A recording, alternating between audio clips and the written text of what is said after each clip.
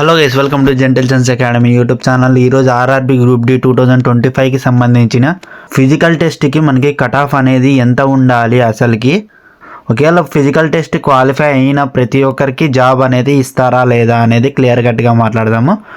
అలానే మనకి పీఈటీకి ప్రాక్టీస్ అనేది అవసరమా లేదా, ఒకవేళ ఫిజికల్ టెస్ట్ అప్పుడు ప్రెగ్నెంట్ ఉమెన్ ఉంటే వాళ్ళ సిచ్యువేషన్ ఏంటి, అసలుకి ఫిజికల్ టెస్ట్లో వచ్చిన మార్క్స్ అనేటివి మీకు మెరిట్ లిస్ట్లో యాడ్ చేస్తారా లేదా మాట్లాడదాము. అలానే ఈ ఫిజికల్ టెస్ట్లో హైట్ వెయిట్ చెక్ చేస్తారా లేదా, కన్సిడర్ చేస్తారా లేదా అనేది చూద్దాము. అలానే మనకి ఫిజికల్ టెస్ట్ ఉన్నప్పుడు మనకి మెడికల్ ఇష్యూస్ ఏమన్నా ఉన్నాయనుకో, అప్పుడు మనకి జాబ్ అనేది ఇస్తారా ఇవ్వరా అనేది మాట్లాడదాము. కాబట్టి ఇవన్నీ క్లియర్ కట్గా ఈ వీడియోలో మాట్లాడదాము. ఇంకా ఎవరన్నా లైక్ చేయకుండా ఒకే ఒక లైక్ చేసి హైప్ చేయడం మాత్రం మర్చిపోకండి, ఎందుకంటే చాలా ఇంపార్టెంట్ వీడియో అనమాట ఇది.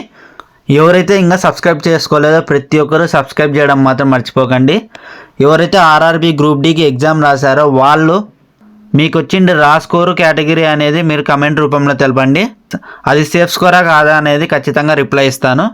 ఎవరైతే ఆర్ఆర్బీ గ్రూప్ డికి ప్రిపేర్ అవుతున్నారో ప్రతి ఒక్కరికి ఈ వీడియోని షేర్ చేయండి, చాలా ఇంపార్టెంట్ వీడియో. ఇప్పుడు చూద్దాము ప్రతి ఒక్కటి క్లియర్ కట్గా. చూసినట్టయితే మనము పీఈటీకి ప్రాక్టీస్ అనేది అవసరమా లేదా అనేది చెక్ చేసుకున్నట్టయితే ఫస్ట్ మనకి పీఈటీకి మనకి 1:3 రేషియోలో తీస్తారనమాట. అంటే ఒక్క జాబ్ ఉంటే మనకి 3 మెంబర్స్ని పిలుస్తారనమాట ఫిజికల్ టెస్ట్ అప్పుడు. ఒకవేళ ఇద్దరు ఫెయిల్ అయిపోయినా కూడా ఒకరిని తీసుకుంటారనమాట. చాలామంది ప్రాక్టీస్ లేకోకుండానే అక్కడికి డైరెక్ట్గా అటెండ్ అయ్యి చాలామంది ఫెయిల్ అవుతున్నారనమాట. కాబట్టి ఫస్ట్ ముందుగానే ప్రాక్టీస్ అనేది చేసుకునే వెళ్ళండి ఫిజికల్ టెస్ట్కి. ఏముంది, మీ ఇంట్లో బీమ్ మూట్ అనేది ఉంటుంది 25 kgs, కాబట్టి అది తీసుకొని మీరు ఎంత రన్నింగ్ అనేది కొడుతున్నారా లేదో చెక్ చేయండి. అట్లీస్ట్ మీరు 100 మీటర్స్ అన్న తీసుకొని వెళ్తారా లేదా అనేది చెక్ చేసుకోండి, అంతే సింపుల్. రన్నింగ్ అనేది చాలా ఇంపార్టెంట్. రన్నింగ్ అనేది కొట్టగలుగుతున్నారా లేదా అనేది చూడండి. అసలుకి ఫిజికల్కి మనకి ఎలిజిబిలిటీ ఏముండాలి క్లియర్ కట్గా మాట్లాడవచ్చు మనం. ఇప్పుడు ఇక్కడ చూసినట్టయితే మీరు ఫస్ట్ రౌండ్లో మీరు మేల్ క్యాండిడేట్ అయితే వెయిట్ అనేది 35 kgs తీసుకొని మీరు మూట అనేది మొయ్యాలన్నమాట. 2 minutesలో మీరు 100 మీటర్స్ అనేది మోయాలన్నమాట. అలానే మీకు సెకండ్ రౌండ్లో రన్నింగ్ అనేది ఉంటుందన్నమాట. 1000 మీటర్స్కి 1 కిలోమీటరు మీరు 4 minutes 15 secondsలో కంప్లీట్ చేయగలుగుతున్నారా లేదా అనేది చెక్ చేసుకోండి.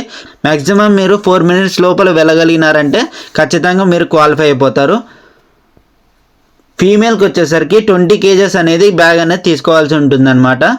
100 మీటర్స్ని 2 minutesలో అయిపోగొట్టాలన్నమాట మీరు కూడా.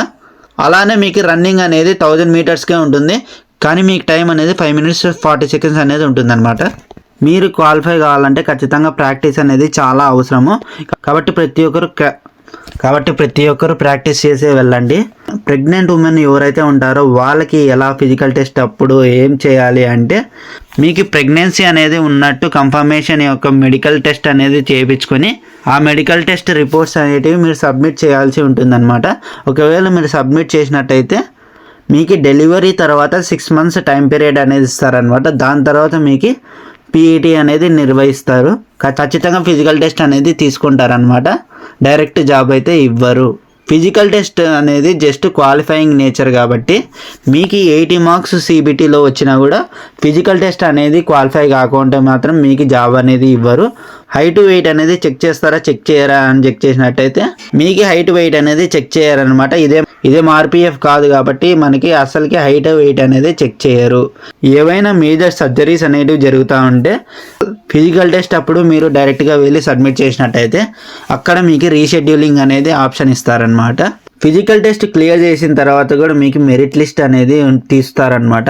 దాన్ని బేస్ చేసుకుని మెయిన్ మీకు జాబ్ అనేది ఇస్తారనమాట. ఫస్ట్ ఎవరైతే యూఆర్ ఉంటారో వాళ్ళకి 75+ అనేది చెప్పానమాట. ఇది జస్ట్ నార్మలైజేషన్ స్కోర్ మాత్రమే, కానీ మనకి రా స్కోర్ అనేది ఇప్పుడు ఆన్సర్కి అనేది వస్తుంది అనమాట. 3 daysలో ఆన్సర్కి వచ్చిన తర్వాత మీకు రా స్కోర్ అనేది తెలుస్తుంది. ఆ రా స్కోర్ అనేది మీకు ఖచ్చితంగా 65+ అనేది ఉందా లేదా అనేది చెక్ చేసుకోండి. 65+ ఉండేవాళ్ళు మాత్రం ఖచ్చితంగా రన్నింగ్ అనేది ప్రాక్టీస్ చేస్తూ ఉండండి. ఓబీసీ వాళ్ళకు వచ్చినట్టయితే మీరు 63+ అనేది ఉండాలి. ఎవరైతే ఈడబ్ల్యూఎస్ ఉంటారో వాళ్ళకి 60+ ఉండాలి. ఎవరైతే ఎస్సీ ఉంటారో వాళ్ళకి 58+ అనేది ఉండాలి. ఎవరైతే ఎస్టీ ఉంటారో వాళ్ళకి 55+ అనేది ఉండాలన్నమాట.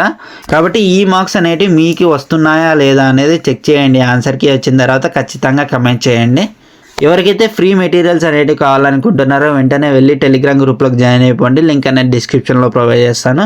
ఇంకా ఎవరైనా లైక్ చేయకంటే ఒక లైక్ చేయండి. ఇలాంటి మరిన్ని అప్డేట్స్ కోసం మన ఛానల్ని సబ్స్క్రైబ్ చేయడం మాత్రం మర్చిపోకండి. ఎవరైతే ఆర్ఆర్బీ గ్రూప్ డీకి ప్రిపేర్ అవుతున్నారో ప్రతి ఒక్కరికి ఈ వీడియోని షేర్ చేయండి. జై హింద్, జై భారత్.